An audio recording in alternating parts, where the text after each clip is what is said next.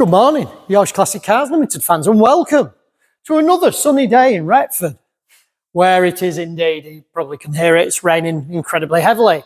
It will, my hair's growing back, so it'll soon come shiny again. You join me today to continue on with the Ford Anglia, the angle box, the 105e, the beautiful red Anglia. Just to address a couple of comments, let me just turn the torch off. Or the battery will go flat. Just to address a couple of comments about the 105e I've had lots of lovely comments. One chap said, it seems weird to have painted it before doing the body repairs. The paint is actually micro blistered and needs completely sanding down to bare metal. You probably can't see it there, but it is actually heavily micro blistered under there. It's an old paint job. As you can see, there's sort of wags of filler under there as well. So basically this car has been repaired or restored in the past. I believe it was somebody who worked at an Audi dealership or owned an Audi dealership or a VAG dealership. And they had it repaired and restored back then, but now it needs further work. Basically because it's, you know, things like the rust that was slightly there is still there. It never really goes away, and things have aged, you know, further, so it needs repairs. With that though, the caveat is that the bodywork itself is absolutely excellent. Who knows what will be discovered when it goes for blasting, sanding or acid dipping.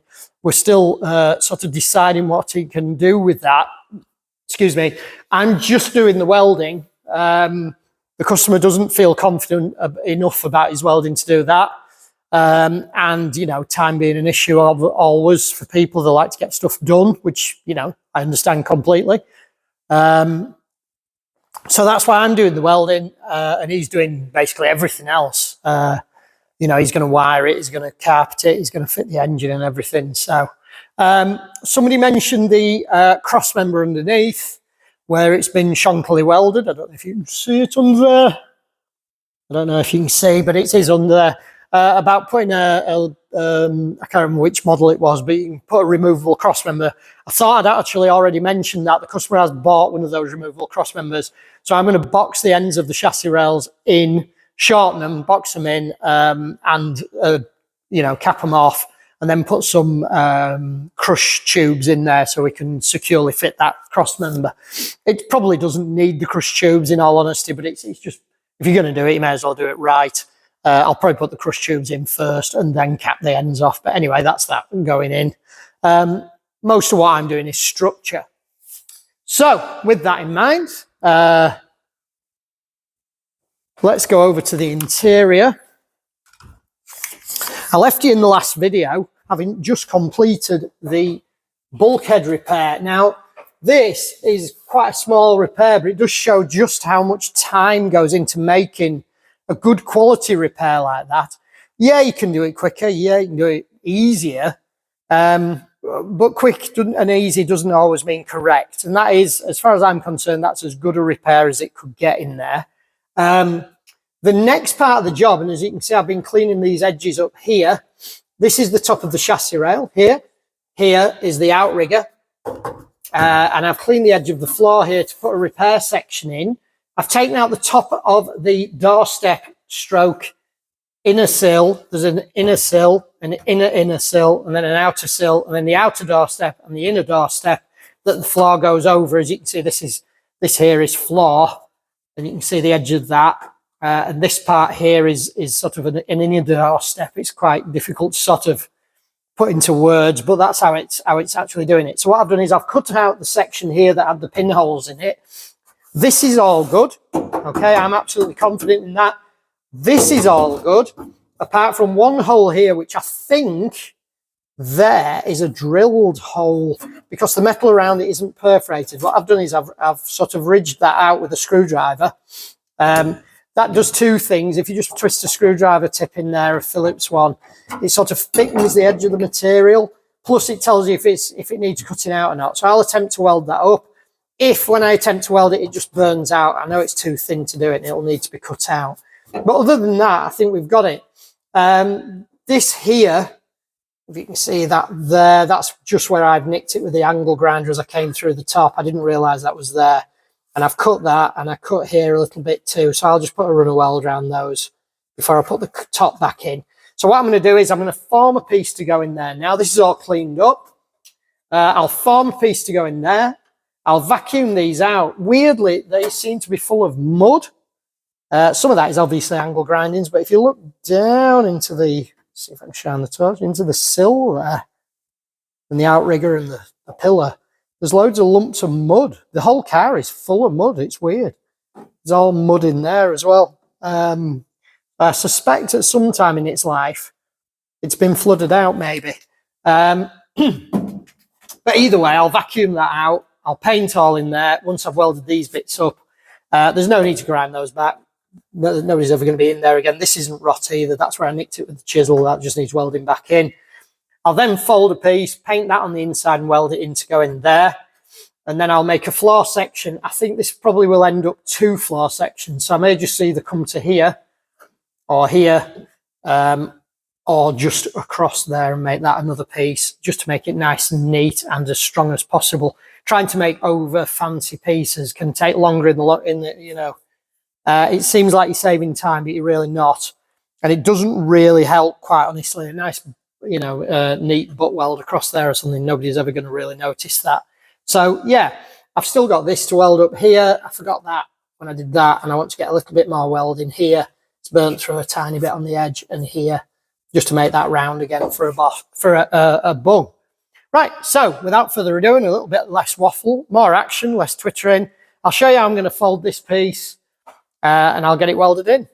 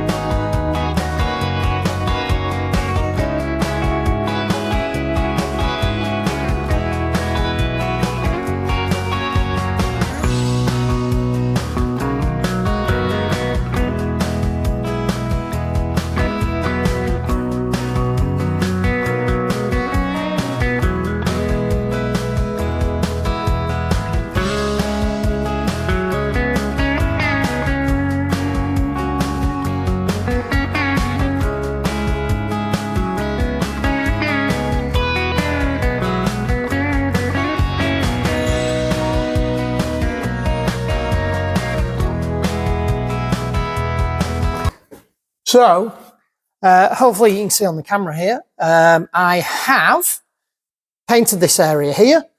I've made a section to go on in here to repair this chassis rail top, okay? I've painted all red oxide all the way down here. I've absolutely flooded it in all down here as well, and I've just been waiting for it to dry. I've made this section just to hook in like that. It'll be a butt weld at this end here. And I will just put some clamps on there just to get it to weld in nice and square. Oops, excuse me. Okay, so that makes a nice fit into there and goes along with that chassis rail top.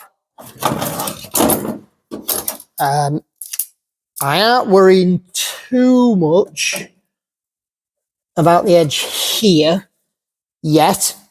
You can see I've popped it, so I've punched it to fit. What I'm going to do there, oops, sorry, what I'm going to do there, I'll obviously get a tack on there and push that down to match. Right. As you can see, the fit is quite good. I'm pretty pleased with that, actually. I just want to get a clamp on there before I start welding. I may just weld it, I don't know. It's very difficult putting returns in things. Even if you have a sheet metal folder, it's difficult, but with just a vise, it's very difficult indeed. But that's made a really nice job as that. So that should make a nice, good quality finish in there. So I'll strike up the welder and we'll get that zipped in.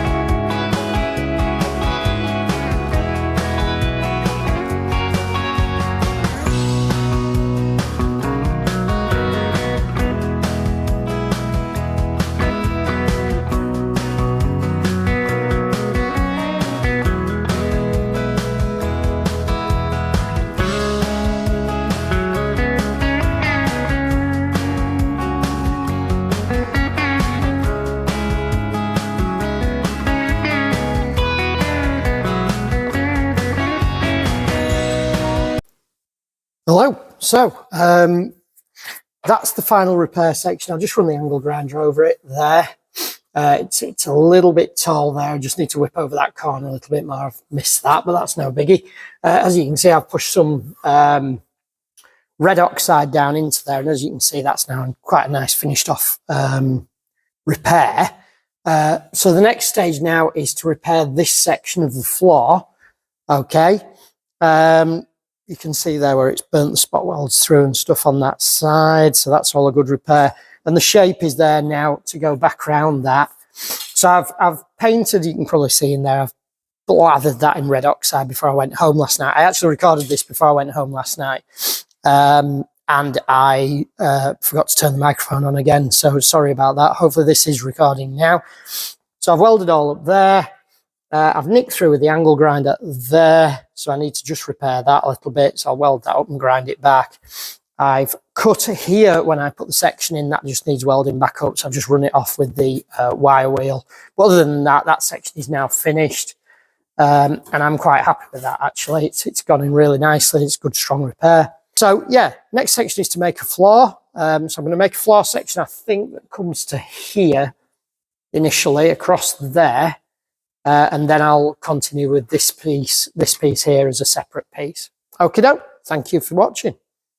You join me back here. Put the old lighter-rooney on. You'll see here that I've cleaned up this area here. This is the floor. I've absolutely gobbed it full of red oxide. It's all red oxided in there. I've cleaned the edges off because I do need a very, very, very good set of welds on here. I did this the same way as I do all the other pieces. I've made a pattern, and that should just, if I set her up correctly, ever so slightly overlap. And it is about 1 millimetre of overlap. I've bent it a little bit doing the drilling. So we've got the drill. There's a large and copious amount of editing there where it turns out I'm a complete moron. I couldn't find the drill. So I've only drilled holes every few inches here. This isn't because I'm trying to replicate the good Ford's idea of fitting this appropriately. What I'm trying to do is drill the holes afterwards.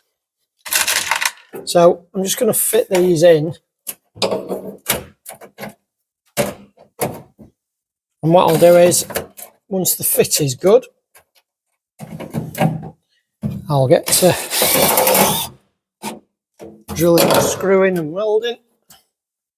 They're good. They're on the edge of the material, just checking that that's not so they're in the right place. So then I can put a rough edge down there and drill the rest of my holes. The reason for drilling my holes afterwards is it thins the material ever so slightly.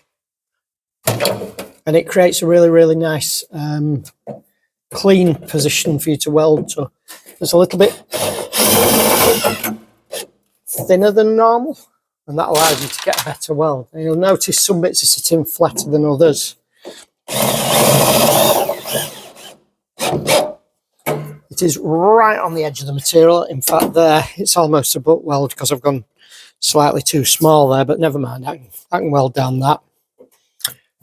There is a teeny tiny overlap, and it is teeny tiny. In fact, there it's barely overlapped.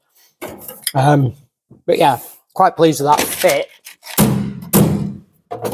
So here, where it's absolutely flat there, because I've matched it to my, there's a wood chisel somewhere. Do you know, I literally spend half my life, there it is, looking for the tools I had 30 milliseconds ago. So that sits absolutely flat to the floor there, so there'll be no transgression, transition. I'm going to stop talking here, clamp on the earth, and get to business.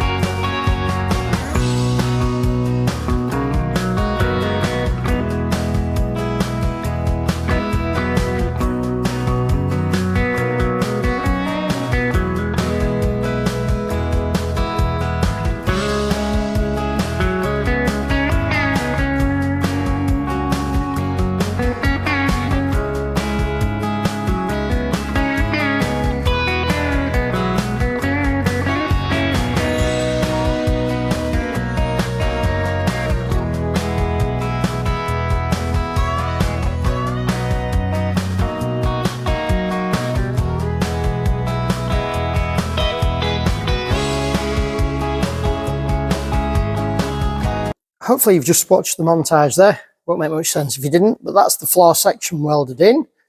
As you can see where it's nice and tight here around the bulkhead section that I made previously.